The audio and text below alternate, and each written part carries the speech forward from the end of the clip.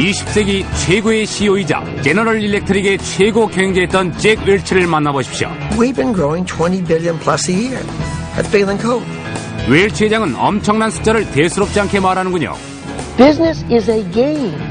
It's not some serious, pompous-ass thing. 자신만의 게임에서 최고의 자리를 차지한 잭 웰치 회장과 만나보십시오. Exclusive national funding for this program is provided by A.T. Kearney, a global management consulting firm helping businesses achieve results with capabilities in strategy, operations, and technology. A.T. Kearney, right there with you.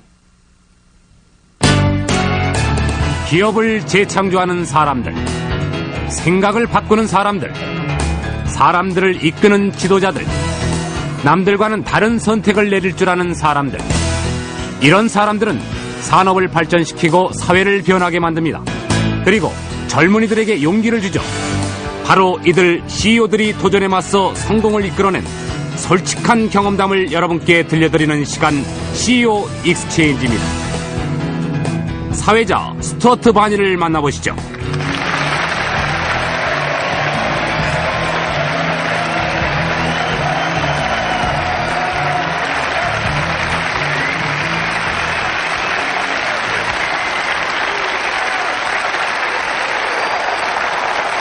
Good evening, everyone. Good evening. Thank you. Good evening, everyone. Thank you, and welcome to CEO Exchange. I'm Stuart Varney. This is the second time that CEO Exchange has come to the University of Michigan Business School, and it's truly great to be here. My guest tonight is the most respected chief executive of the 20th century, Jack Welch, former chairman of General Electric and former CEO of GE. Jack Welch has been called both one of the toughest bosses in America and one of the most supportive as well. He climbed to the top of the complex corporate structure, and he got there by breaking just about every rule there is to break. From the day he took the reins, and that, by the way, was April Fool's Day in 1981, Mr. Welch went to work, fixing a company no one knew was broken. Back then, GE's net income was up 9% on revenues of nearly $2 billion. So what was wrong with that? According to Welch, just about everything was wrong with that. In 1981, GE did 1/5 of the business that it does today. And then it did it with 30% more people back then. I know you future MBAs like numbers, so here are a few more of them for you. Then, market value was $12 billion. It is $399 billion today. And lest we forget, $1 billion is $1,000 million. The stock price has skyrocketed more than 5,000% in the same period, returning to investors on average 25% a year. So, you may well ask, how did he do it? Tonight, we'll be speaking to Jack Welch about his years at General Electric, his view of leadership, and the personal side of the man who not only remade his company, but transformed himself from one of the most reviled CEOs of the 1980s to one of the most admired business leaders today. The case for change in General Electric is absolutely clear. 1981년 잭 웰치가 제너럴 일렉트릭의 최고 경영자가 되자 다들 놀랐습니다. 그러나 그 모든 게 달라졌죠. It's very hard to tinker with success, but Jack didn't just tinker with it. I mean, he went in there and broke the place. 웰치는 이미 발전소를 갖고 있던 회사를 인수해 규모를 줄이되 더욱더 강력하고 다양하게 만들었죠. 직원의 40%에 해당하는 17만 개의 일자리를 줄인 웰치는 중성자 잭이라는 악명 높은 별명을 얻게 됐습니다. 그 후로도 해마다 하위 10%의 직원들을 해고시켰죠. We grade people on the bottom 10, middle 70, and top 20. And we do it every single year. We do it rigorously. Now people can move from the middle 70 to the top 20, and from the top 20 down to the middle 70. 웰치 회장은 회사를 강하게 만들기 위해 계열사를 시장에서 1위가 아니면 고치거나 팔아버렸습니다. Now every one of those positions is a leader. Aircraft engine, power, medical, etc. 웰치 회장은 934개의 회사를 사들였죠. Think how much wider, how much more engaging, how much more fun it is to work in this big laboratory. 이제 GE는 놀랄 만큼 여러 가지 분야를 다루고 있습니다. 그중에는 항공엔진, 발전기, 기관차, 의료장비, 가전제품과 금융업계뿐만 아니라 방송사인 MBC 같은 뜻밖의 계열사까지 포함되어 있죠. High cash flow, growth, great people, pizzazz for GE. Why would you not be in it? Well, we would have liked to have bought NBC in that period, but we didn't want to buy the whole. The whole was RCA, but he was bigger and he was able to absorb the whole thing and had a better vision than I did. 웰치 회장은 4가지 계획을 세웠습니다. 그중 하나는 품질 향상을 위한 6단계 시그마죠. That defines our job, finding a better way every day. Sounds like a slogan, but it's the way we work. 이제 수입의 40%는 세계화를 통해 외국에서 벌어들이는 겁니다. 현재 GE의 총수익 중 70%는 금융과 보험 부문이죠. We've been growing 20 billion plus a year. That's bigger than Coke. We've been adding one of those a year for the last 4 years. 최근에는 디지털화로 인터넷에 진출했고 잭 웰치는 이잭이라는 새로운 별명을 갖게 됐습니다. I'd like to get some fresh thinking from you. 웰치 회장은 크로톤빌 리더십 센터에서 미래의 지도자들을 훈련시켰고 그곳에서는 어떤 직원들이라도 새로운 아이디어를 거침없이 내놓을 수 있죠. Jack has really developed 400 hitters, and that's a talent I don't have. 제너럴 일렉트릭에서는 직원들에게 관료주의를 없애고 현실에 부딪히며 꿈을 키워가도록 격려합니다. 제너럴 일렉트릭은 가장 이상적인 회사가 됐고 웰치 역시 CEO의 모범이 되었죠. 그 비결이 뭘까요? Great leadership skills, down to earth, feisty, lots of energy, a lot of edge, a lot of humility, yet a lot of pride. 친구들 사이에서조차도 웰치는 뛰어난 협상가입니다. At times, you get burned. You wear your asbestos suit when you're seeing Jack, but you always know it is done because he believes so passionately in where he's going. 잭 웰치는 1960년 대학원을 나오자마자 제너럴 일렉트릭의 플라스틱 회사에서 일했습니다. 1년 후 남들과 같은 급료 때문에 관두려던 그에게 회사는 더 많은 자유를 약속했죠. 그 웰치는 고속 승진을 했고 1981년 치열한 경쟁 끝에 CEO에 오릅니다. We're going to grow double digit this year. We're going to grow double digit next year. 2000년 웰치 회장은 1년에 걸쳐 또 다른 거대 기업인 한유엘을 인수하려는 시도를 했지만 EU 반독점 규정 때문에 무산됐습니다. I consider it the right thing to do in the beginning, to take a swing at it, to fight like hell for it, and to walk was the right call. 2001년 9월에 웰치 회장은 은퇴했고 제너럴 일렉트릭은 시장 자금 면에서 가장 비싼 기업이 되었습니다. 그러나 그의 성공은 단순히 돈이 아닌 모든 면에서 본보기가 되죠. Every one of us reached further, faster than we ever thought we could. And we loved hanging around with each other. And this corner grocery store of $130+ billion became a family business that thousands participated in. Ladies and gentlemen, the former chairman and CEO of General Electric, Mr. Jack Welch.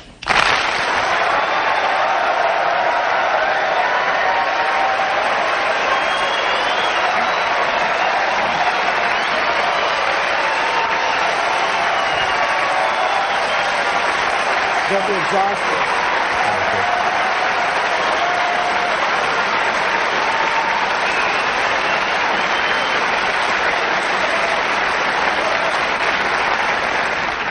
20 years at the top at General Electric. Let's talk about those years. GE has in fact been around for well over 100 years. You've been through 2 world wars, several recessions, 1 depression, crises of every kind, and you still come out on top. What is it that's unique about GE that you're on top and there's nobody else in sight? Well, I think that if there's one characteristic of GE, it's been a focus on people. And more on people than on a specific business. And I think if you really realize that your core competency is developing human spirit and getting the best of people, you can survive most anything. You started out at GE in 1981. 20 years since then. There was a recession in 81, there was a recession in 91, Some would say we're entering certainly a slowdown period or a recession right now. That's what, 3 or 4 years out of 20 years when we've had a contracting economy. The rest of the time, it was a growth economy, and some of the best years of growth we've ever seen in our lifetimes. I put it to you, I'm not going to say you were lucky in your timing. Oh, I would. At the top. Well, let me put it nicely and say you were fortunate in your timing at being at the top. There's no question. There's no question at all. If you think you're going to get an argument with me over that. No, but I think you got to look at who were our competitors in those days. How many here have heard of Westinghouse? When I first became chairman, one of the requirements of the chairman at every board meeting was to show the quarterly results of GE compared to Westinghouse. So I rest my case. When you took over, you were known as a rebel. You were known as someone who had an anti-established theory mentality. You hated bureaucracy. I hope I still do. And everybody knew it. Did Reginald Jones pick you as his successor because he knew you were going to change things and he knew things had to be changed? I'd give him credit for that. So you came into this and everybody knew you were going to change things around, standing on its head. Well, I think he knew I was going to change things. I'm not sure he knew how much. Did he approve? Yes, to the day. Did you start the changes immediately? First week on the job, first month, first year? Pretty quickly, Stuart. Pretty quickly. And, look, change is awful. When the Wall Street Journal went from 2 sections to 3, most of us had trauma. Change is a very difficult thing. It has very little constituency. Change is something that people do not relish easily. And yet change is at the heart of what makes business vital. And so getting an organization to absolutely relish it, to want it, to see it as an opportunity, to see it to jump on things. I was watching a television show this morning, CNBC, I might add. Of course. And a man was on from the Vail ski resorts. And in this terrible time and period that we're all suffering through, he talked about some moves his company was making. This morning, he just bought some rock resort properties. He bought several hotels at prices he never dreamt he could buy them at. Because the world thinks no one's going to travel again. That person made a bet. Somebody else who sold them made a bet that people won't travel again. He made a bet people will travel again. We'll have to see how it all develops. No one knows for sure. But change made that opportunity possible. You've clearly got a responsibility to your shareholders. You've clearly got a responsibility to your customers. You have a responsibility to make a profit, to gain market share, to be a robust, dynamic, growing business. Do you have social responsibility? Is Jack Welch's heart in making GE a socially responsible organization? That's a motherhood question, first of all. Now let's go at what social responsibility really means, because it means different things to different people. I'll tell you what it means to me. Social responsibility means win. Become a winning company. Only a winning, socially responsible company, a winning company, highly profitable, can be socially responsible. Because its people aren't worried about their jobs. They're excited. They're energized. They give back. Why? Because they have time. They can focus. They can give back.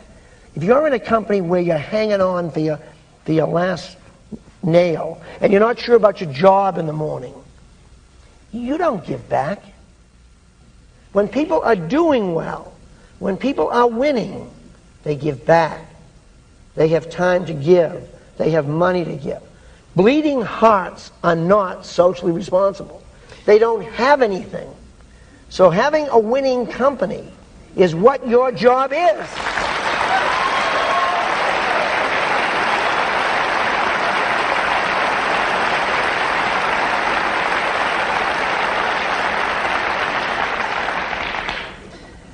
Nobody knows CEOs like other world-class CEOs, and we've lined up some questions from those world-class CEOs to ask directly to you. And the first question comes from a man who has called you, by the way, the Tiger Woods of management. That gentleman is Warren Buffett, Chairman and Chief Executive Officer of Berkshire Hathaway, and here's the question that he's asking you. Jack, if when you taken over General Electric 20 years ago, it had been owned by your family, so it was going to be run as a private company for the next 20 years. How would you have done things differently if you hadn't been in the public arena but had been reportable only to members of your family as to how the company was doing? I can't think, honestly, Stuart, of any time that I've done anything that I did because we're a public company versus a family company. I did everything with everything I had in my body. I did it with all the integrity I thought I had. I never cut a corner. I never did a thing that I thought was out of line. I did it the best I knew how. A private company, you could have done some things quietly. A public company, you've got all kinds of reporting duties. I was never concerned about that. No? No. Never want to keep things not quiet, but private.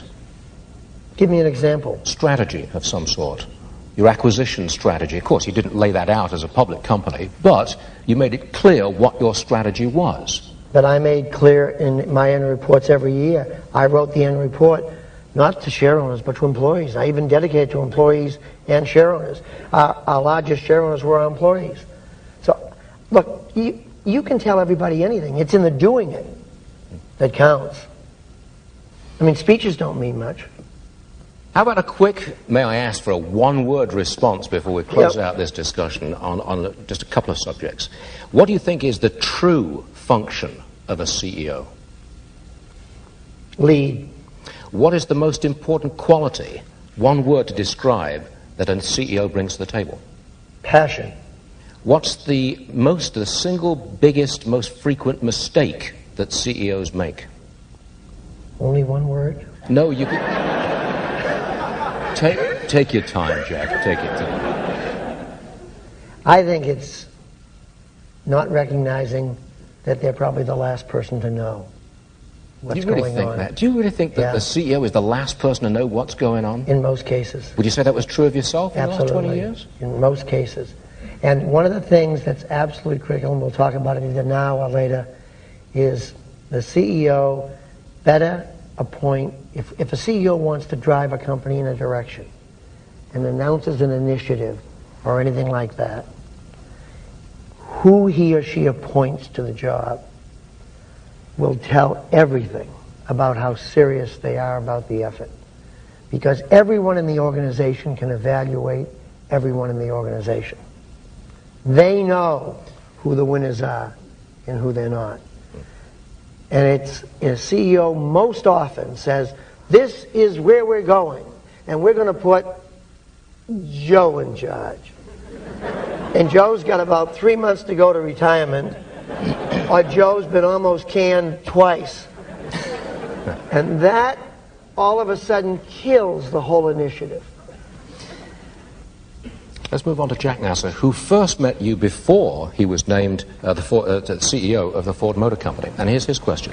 Jack, after 40 years in the business, you've gone through some big winners and some big losers. And a lot of people probably would ask you to talk about failures and what you didn't do. What I'd like to do is ask you about your biggest success. What is it? Without question, building in General Electric a meritocracy where it's all about unleashing people. The modern corporation where everyone counts.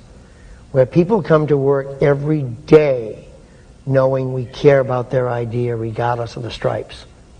Where people are evaluated in a candid way, right between the eyes, where they stand. No phony appraisals.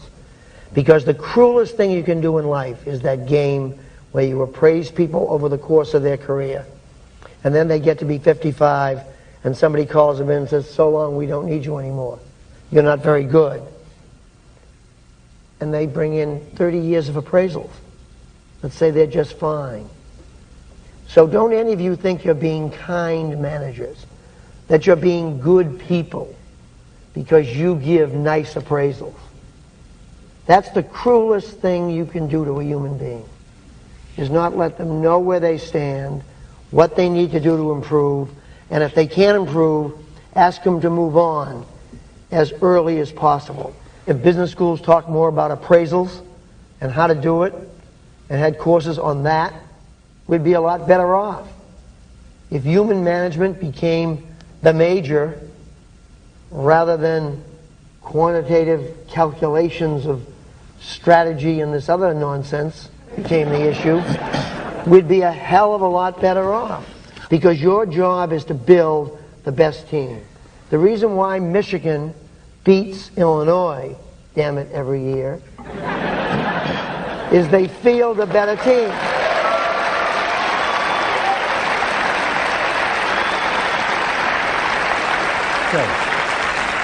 On that note, we're going to go to our audience. We have two professors in our audience today from the University of Michigan School of Business. Noah Tichy is director of the Global Leadership Program, and also he ran GE's Crotonville Leadership Center for 3 years. Professor, your question, please. Hi, Jack. I know. I had the opportunity in the last 2 weeks to interview the 3 contenders for your job. Jim McNerney at 3M, Bob Nardelli at Home Depot, and last Friday, Jeff Immelt. And I asked them candidly about the succession process. And 2 of them gave you Fs on the decision. 1 gave you an A. But in a world where a lot of blue chip companies have failed at having a successor, IBM had to go outside, Merck had to go outside, 3M, Home Depot, HP, you succeeded. What lessons are there for other CEOs and aspiring leaders for how to develop that leadership pipeline for succession? Well, I think, as you know, Noel, you were part of starting it with us. You live it. I mean, we saw our job. One of the things that helps us in GE versus a single product company is you couldn't possibly know how to do a Seinfeld show, build a jet engine, do a CAT scanner, and build something else. So we don't have a problem knowing less about a particular business. Our skill has to be, can we pick the right people? So every day in GE, they say, is an appraisal. We appraise people in the hallway. We appraise them. Every day we're testing people in new environments. And so it becomes an obsession. People are obsession. I think my batting average has gone from, in the early days, 30 to 40% to something like 75 to 80% I'd give myself today. Still the hardest job in the world to be right all the time, and you're surprised all the time. I think, though, we started this process 6 years before, and we worked hard on it, and it was the most important decision of my life and the board's life in GE, and we took it that way, and we had some great candidates. Thank you, Noel. Now we have a question from Robert Quinn.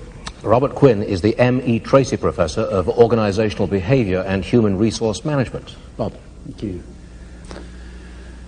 We could have an audience full of executives here listening to Jack Welch explain success and talk about those things like cutting the bottom 10% and all those tough policies at GE.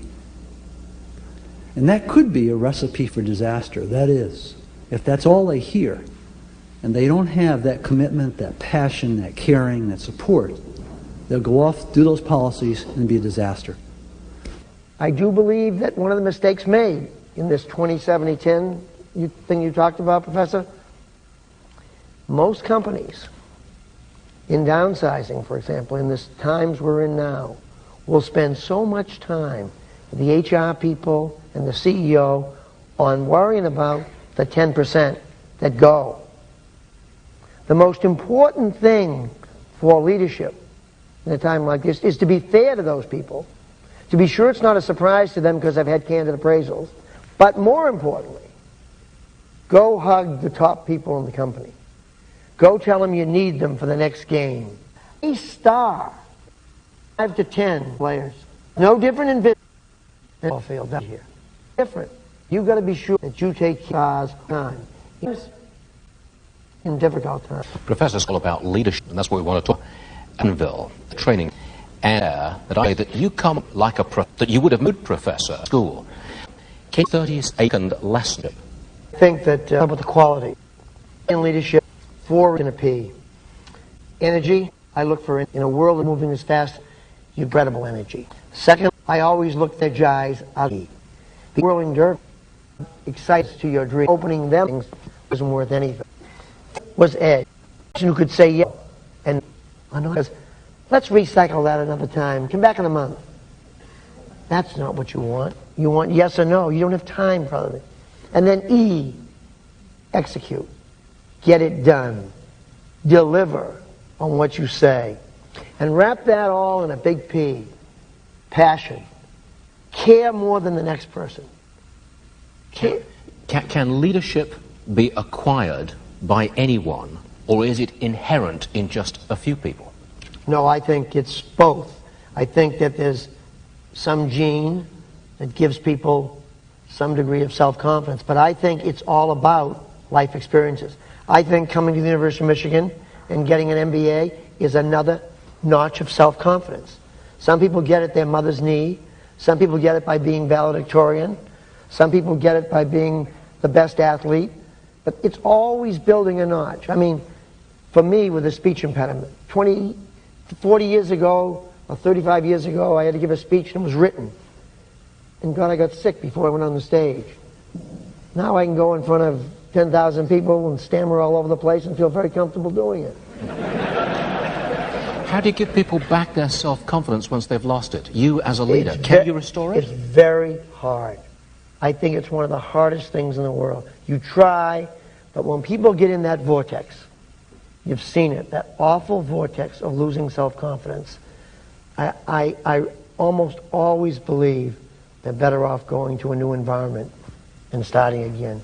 But my experience is, if you lose it among a peer group, it's one of the worst things you see in business.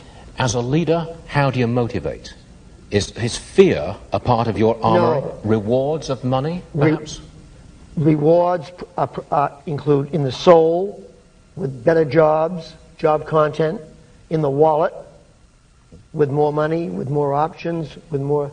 But mainly what you want to do as a leader is you want to give people a chance to take a swing.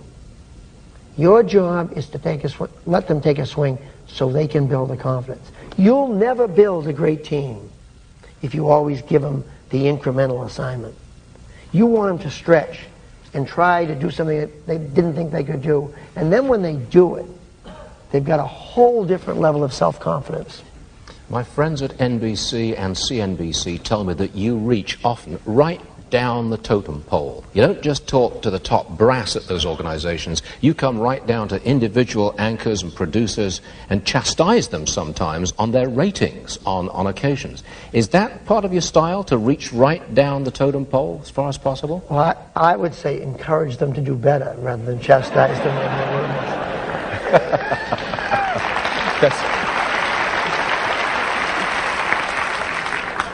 Let's move on to another CEO question. Boeing, as you obviously know, is the world's #1 aerospace company. It's a very big customer for GE jet engines and its division there.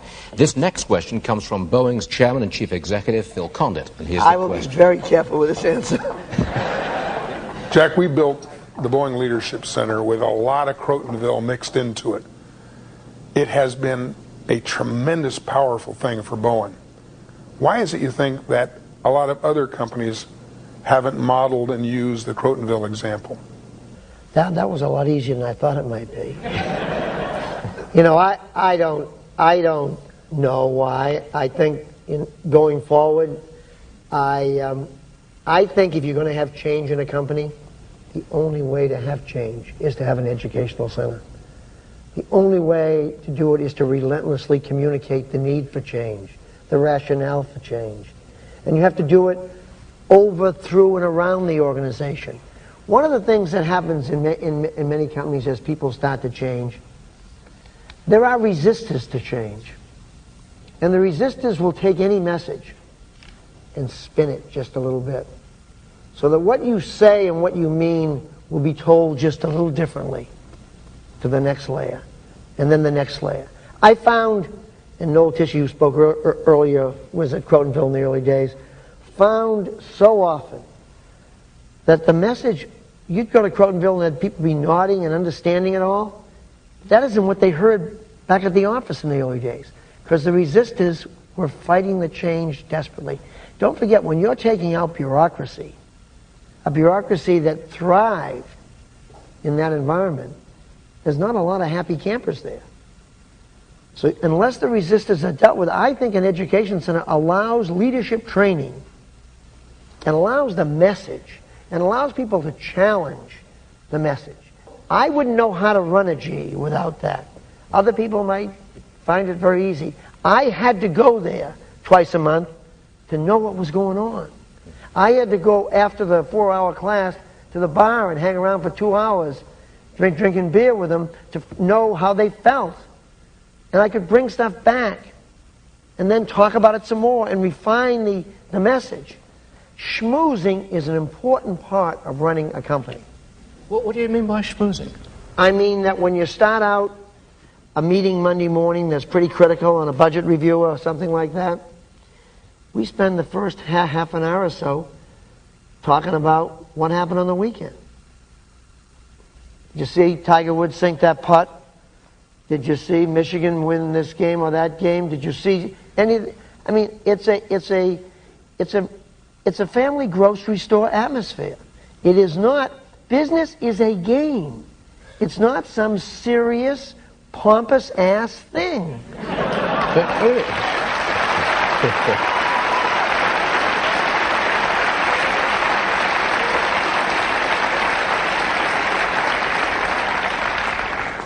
You've done a great job in projecting your personality and letting us know what kind of a person Jack Welch is. And we want to do a bit more of that.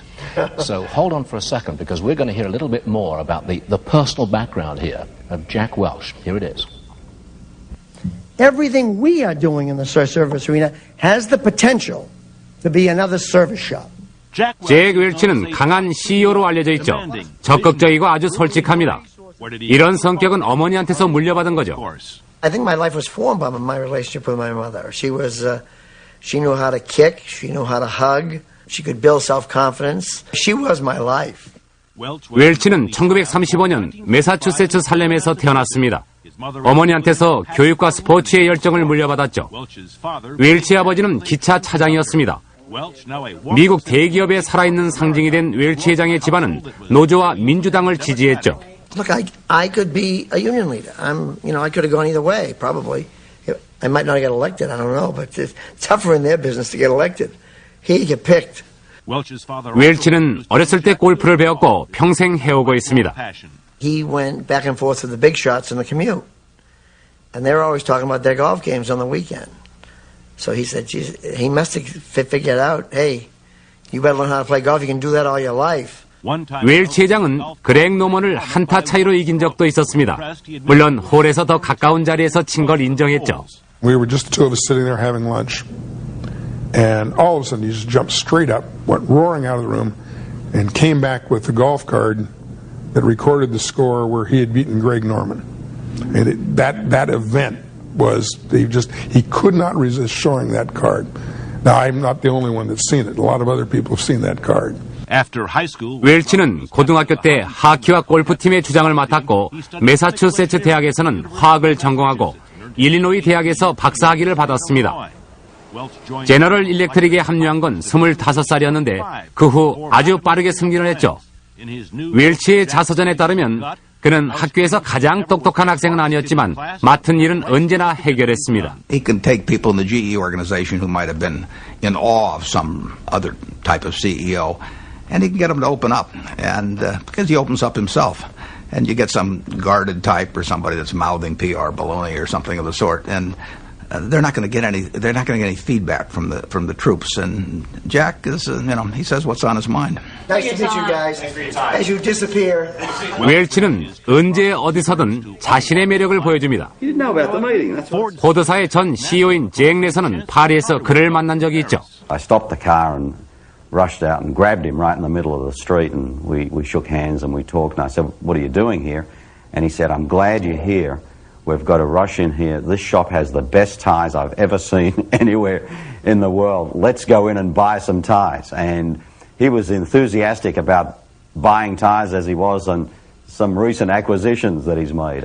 웰치 회장은 자녀들에게도 경쟁심을 키워주었죠. 아들 마크는 친구이자 트릴로지 소프트웨어의 CEO인 조 리만트와 스키를 즐겨 탔습니다. 두 사람은 스키 대회에서 20위 안에 들기도 했죠. Jack was across the room, and he hears this. And he comes over, and he's like, "What are you guys talking about? What are you talking about? If we're going to do this, you guys are going to be first, you're going to be second, you got to be one or two. None of this top 20 stuff." And Mark came in first, and I came in second. 웰치 회장의 어머니는 1966년 심장병으로 세상을 떠나 아들이 성공하는 걸 보지 못했습니다. 웰치 자신도 1995년 심장 수술을 받아야 했죠. He called me one day because I'd had a coronary bypass, and he said, "Let me ask you a question. I'm going to go have a bypass." And he then proceeded for the next 10 minutes or 15 minutes, asking me questions that you would be asked by anybody who was a little nervous about, is it painful? What's the shot like? How long are you out? Is it scary? As I was talking to him, I was thinking, oh, this tough man's human. 제너럴 일렉트릭의 심장이자 영혼이었던 그는 은퇴를 한 후 자서전을 발표해 710만 달러를 받았습니다. 책은 베스트셀러가 됐죠. 웰치 회장은 책이 젊은이들에게 도움이 되길 바라죠. If this book does anything, it should tell a lot of kids, everyone's got a shot. Everyone's got a shot. That's what this tells you. Here's a guy that could be doing anything, and I end up running this company. I mean, come on, give me a break. Jack, on the personal side, you were clearly strongly influenced by your mother. When she passed away, I am told that you retreated, if I can put it like that, you retreated from what had been a rather intense Catholicism. Forgive me for asking, but have you retreated from all spirituality? No, I've retreated from a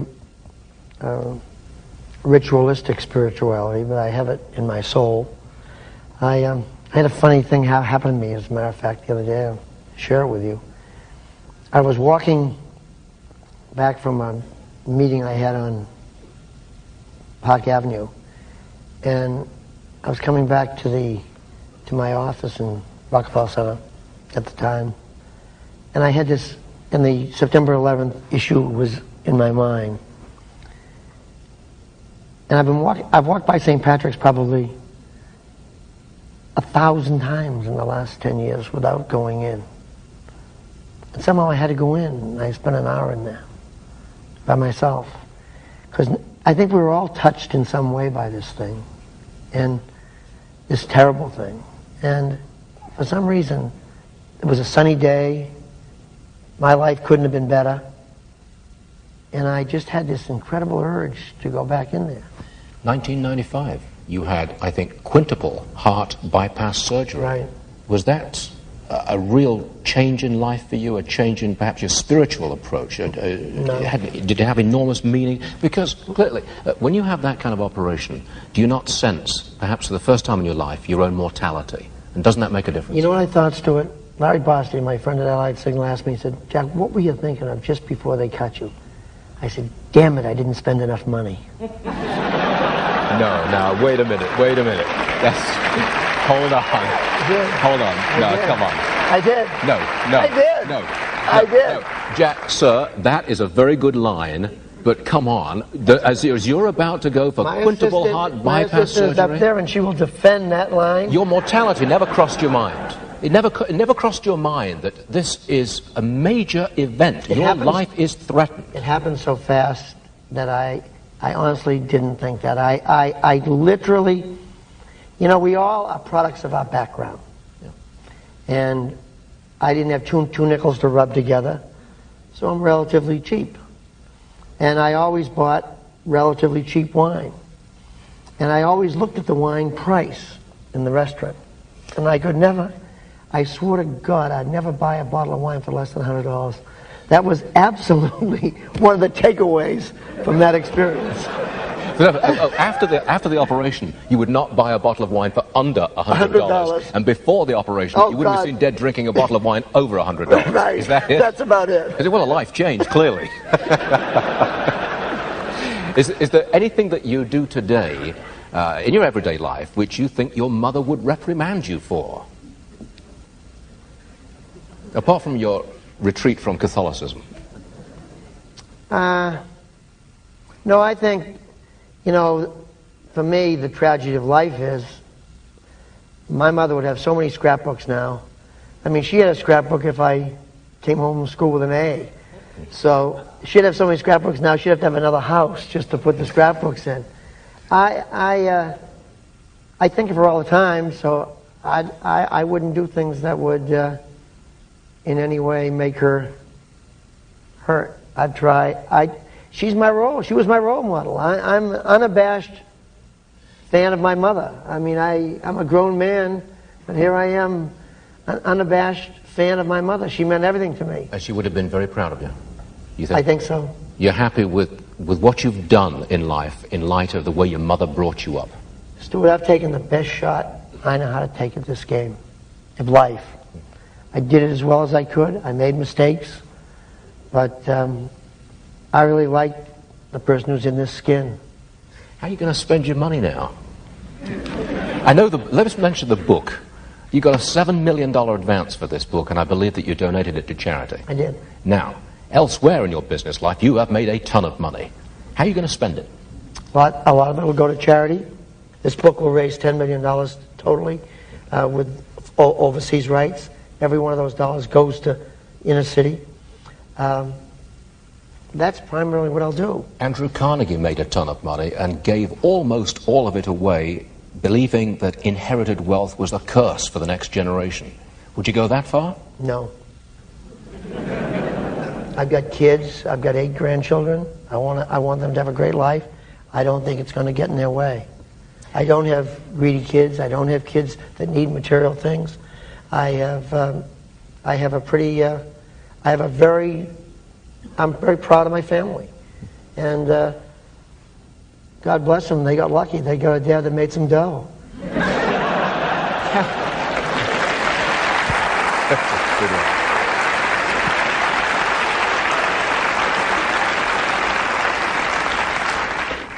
Let's move to our last question from as Chief Executive. And this one comes from Mr. Michael Eisner, Chairman and CEO of the Walt Disney Company. Now, I know, Jack, your answer to the question is going to be you want to encourage young, vital, new executives in General Electric. But in that you are the strongest, smartest CEO in America, why didn't you convince your board, as many states have now made retirement age later than 65, convince your board to move retirement from 65 to 70 or 75. Now I'm 10 or 15 years away from that, so this is not a personal question. Just curious why you didn't lie down on the floor and say, hey, wait a second, I'm not ready to go. Well, obviously that was an alternative, and it was one that entered my mind for about a nanosecond. The facts are, you have to repart the plan. The facts are, an organization, people join GE expecting to move. My movement out created all kinds of opportunity for great people to do great things. And time for a fresh look. Look, after 20 years, probably after 15 or so, you start walking by things that somebody else will see in a different light. So what you need is a refresher. The nice thing is, the company's in good shape. My successor is comfortable with himself. He will, in fact, make changes as he should. And the company will be better off because we got a whole new set of eyes in a whole series of positions that revitalizes. Companies got to be revitalized. That's why schools change deans and do other things. The whole thing is to revitalize the process.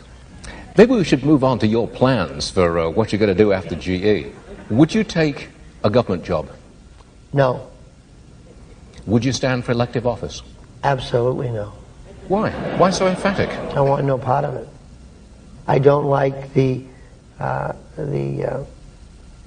need for constant compromise. It doesn't fit my personality. Do you plan to run another company? Would you start up a company? Would you take another role in business? Well, I'm going to. I'm going to consult for several companies. You're going to be happy doing that? Yeah, I'm going to be thrilled doing it because I'm going to be doing some writing. I'm going to be doing that. I'm going to try and compete for jobs with you, maybe. No contest, you win. No. Will you? Okay, Reginald Jones, after you'd come in, he was quite free, I think, with advice as to what you were doing with GE. Would you do the same thing with Jeffrey Immelt? I want to put it delicately. Will you meddle? I'm going to do exactly what Reg did. He taught me how to retire. He never called me. I called him. I don't intend to tell Jeff to do anything. I don't intend to meddle in any way or shape or form. I'm gone. That's yesterday's page. We turn the page on that part of life. We get on to another one. I root for him. I cheer for him. My stock is with him. But I will not meddle. I had a predecessor who really taught me how to turn the page and get on with life. Well, Jack, shortly I'm going to be turning to the members of our audience, our future MBAs, for their questions to Jack Welch. But first, this look at the University of Michigan Business School. 지난 77년 동안 미시건 경영대학원은 미국을 이끄는 미래 경영 지도자들을 배출했습니다. 이곳에는 900명의 학생들이 공부를 하고 있고 그중 4분의 1은 유학생들이죠. 1988년 이래 미시건 경영대학원은 비즈니스 위크지가 뽑은 미국 10대 경영대학원 중 하나였습니다. 현재 6위를 차지하고 있습니다.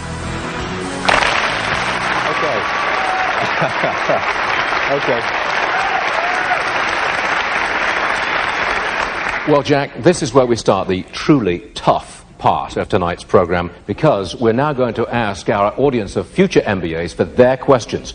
Please step up to the microphone and give us your name and the question. Young lady, first off, go ahead. Hi, I'm Gary McWitty. I'm a business student here. My question is, in your book as well as this evening, you've talked about the 4 E's wrapped in a P.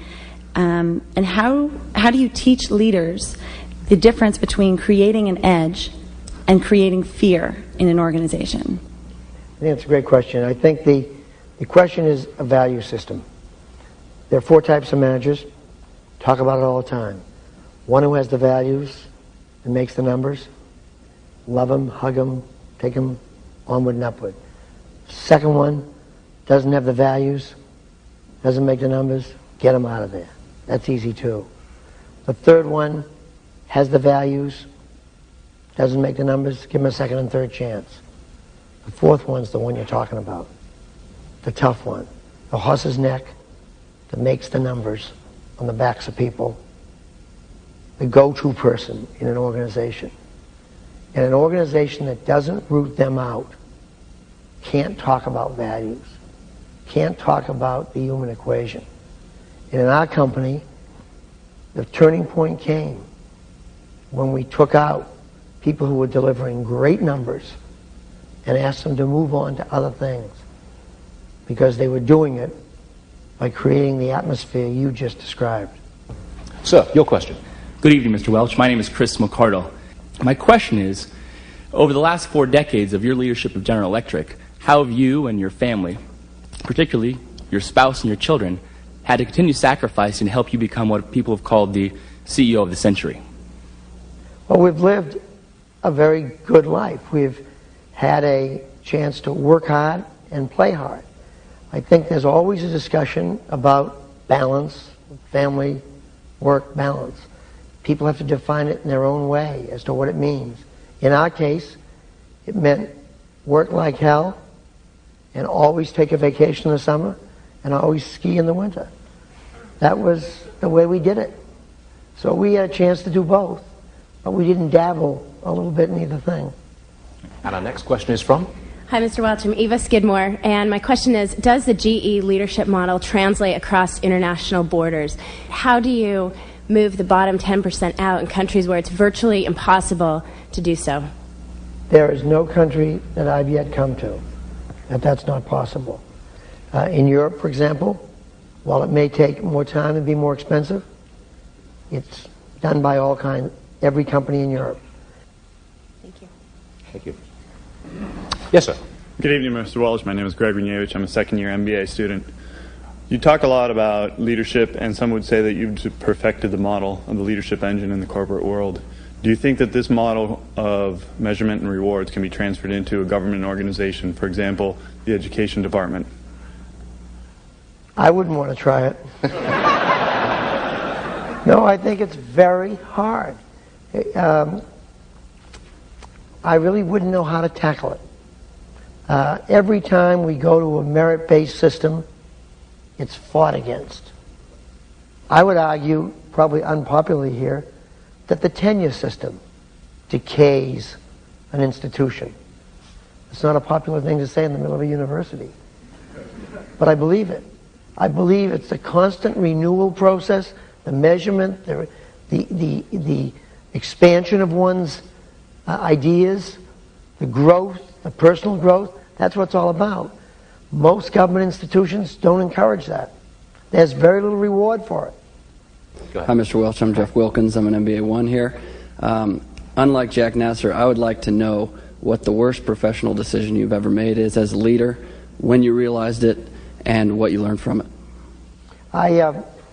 It's so easy. I mean, I bought Kidder Peabody Investment Bank, and I bought it in the midst of a time when I had bought RCA and bought ERCA. I was on a roll. So I bought this company. The culture was totally different. It didn't fit. It's a place where, investment banks are a place where the rowboats can make it to shore while the Titanic sinks. And GE is a place where every measurement's around GE winning as most important. That cultural difference was so great, the gap was so big, that we could never bridge it. And we could never integrate it into the company. It was a big mistake. And my lesson, culture counts a lot. I didn't make acquisitions in Silicon Valley in the 90s because I couldn't ever look an engineer in Milwaukee in the eye and tell him that we had to buy a BMW to get an engineer to show up for the company in Silicon Valley, but because he happened to be working in Milwaukee, he didn't get a BMW. I couldn't bridge that cultural gap between Silicon Valley and our company, and I didn't do that, and I stayed out of that place because of what I learned from Kidder Peabody. Culture counts. Jack, if I may, my last question. What's your legacy of 20 years at GE? What is it? If I had to say what it was, I would say we took an old-style, military-industrial, highly structured enterprise and created an informal atmosphere where everyone had a shot at reaching their dreams. A meritocracy that didn't look at race or gender or country of origin and gave everybody a shot. That did as much as you possibly could to get bureaucracy out. We didn't succeed 100%. My successor will be talking about bureaucracy 20 years from now when he retires. But we came to work every day, open to ideas from anywhere, trying to create the atmosphere of the informal corner grocery store in a large business, a family business that didn't count where you came from or how many stripes you have on your shoulders. It was all about you, your ideas, and your dreams, with the sky being the limit. Jack, thank you very much. Ladies and gentlemen, I'd like to thank our guest, the former chairman and CEO of General Electric, Jack Welch, for joining us. And Jack, I think we now know why your book is called Straight from the Gut. Thank you very much. We hope this conversation has added something to the world's marketplace of ideas, because that's the business of CEO Exchange. I'm Stuart Varney. Thanks, everyone, and good night.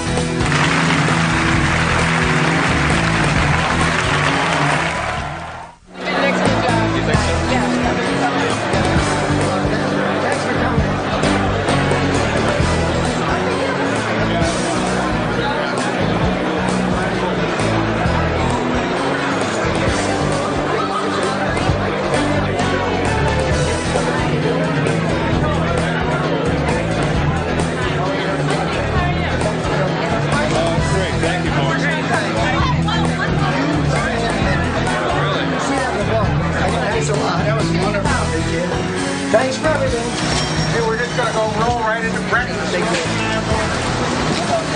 Okay. Thank you. Bye-bye.